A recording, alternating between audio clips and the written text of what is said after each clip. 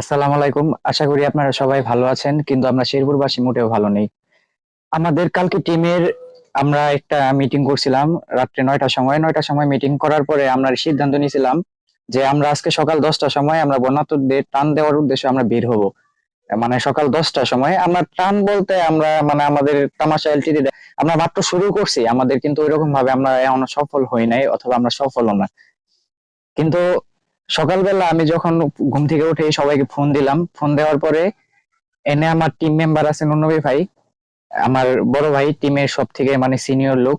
আমি এই টিমের মেম্বারের নুনবী ভাইরে ফোন দিছি। ফোন দেওয়ার পরে ওনার ফোন মানে অনেকবার বন্ধ পাইছি, মানে কারেন্ট ছিল না। আর আমি যেখানে উপস্থিত আছি এটা হচ্ছে আমার বড় ভাই নুনবী ভাইয়ের বাসা। আর আমার টিমের 7 জন মেম্বারের ভিতরে আমার বাসা, আর এখানে শুভ উপস্থিত আছে, শুভর বাসা। এই দুইটা বাসা ব্যতীত আর বাকি যা আছে সবার বাসা মোটামুটি মানে উড়ান অব্দি পানি উঠছে। তারপরে কারো সিচুয়েশন ভালো নাই। সকালবেলা আমার এক আত্মীয় বাসা থেকে ফোন আসছিল যে তোমার আমার বাসায় পানি উঠছে, একটু আসো। এখন আমরা যাইতে চাইছিলাম বন্যার্থদের ত্রাণ দেওয়ার উদ্দেশ্যেও, কিন্তু দিন শেষে কথা হচ্ছে যে আমরা টিম মেম্বার যেভাবে কালকে মিটিং করলাম, সবকিছু করলাম, করার পরে আমরা অন্য জায়গায় আমরা উদ্দেশ্যে রওনা দিব, কিন্তু দিন শেষে আমরা নিজেরাই ভালো নেই। হয়তো এই সিচুয়েশনে আমাদের কতদিন থাকতে হবে এটাও আমরা জানি না।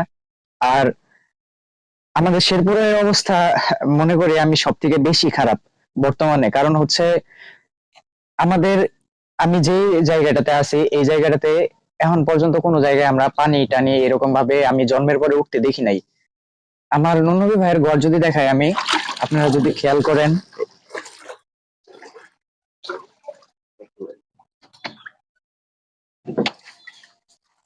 এই এই সিচুয়েশনে আছে, ঠিক আছে? মানে ভাই, আমরা একটা জায়গায় যাইতে চাইছিলাম যে আমরা টান টান দিব, এখানে ওদের গবাদি পশু আছে, সবকিছু আছে। আমার টিম মেম্বারেরই মানে এখন অবস্থা খুব খারাপ। আমরা টাকা পয়সা সব তুইলা মিল করছিলাম যে আমরা যাব।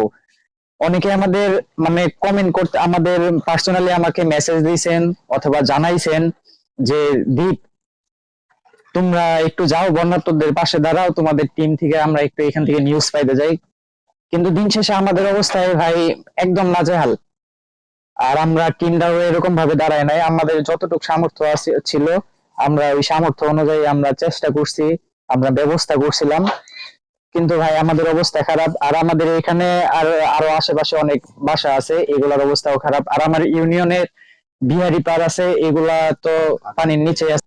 সত্যি কথা বলতে ভাই, এখানে বলার মতো আর কোনো ভাষা নাই। আমাদের শেরপুরবাসী, ফেনী, তারপরে অনেক জায়গায় কিন্তু এর আগে অনেক বন্যা বন্যা হয়েছে, মানে কিছুদিন আগে আমরা লক্ষ্য করছি। কিন্তু দিন শেষে আমাদের শেরপুরবাসীর পাশে থাকার মতোই কোনো লোক নাই। আর আমাদের শেরপুরের নালিতাবাড়ি যে আমরা যে সিচুয়েশনটা, এই সিচুয়েশনটা প্রথমবার আমরা ফেস করতেছি। এই জন্য আমাদের এখানে ভালো মানে নৌকা টৌকা কোনো কিছুর ব্যবস্থা নাই, অনেক জায়গায় অনেক লোক আটকা আছে। এই আটকা থাকার কারণে মানে আমাদের তো লোকের কোনো নৌকা টোকা এগুলা কিচ্ছু আগে থেকে নেই। এই জন্য অনেকটা উদ্ধারও করা সম্ভব হচ্ছে না। আপনারা যে যেখানে আছেন, যদি সমর্থ হয় আমাদের জন্য নকলা নালিতাবাড়ি শেরপুর, আমরা যারা বন্যায় আটকা পড়ছি এদের জন্য অবশ্যই দোয়া করবেন। আর যদি সমর্থ হয় তো একটু এগিয়ে আসবেন। জানি না কতদিন এই পরিস্থিতিতে থাকতে হবে আমাদের। সবার কাছে আমরা দোয়া প্রার্থী, জন্য দোয়া করবেন।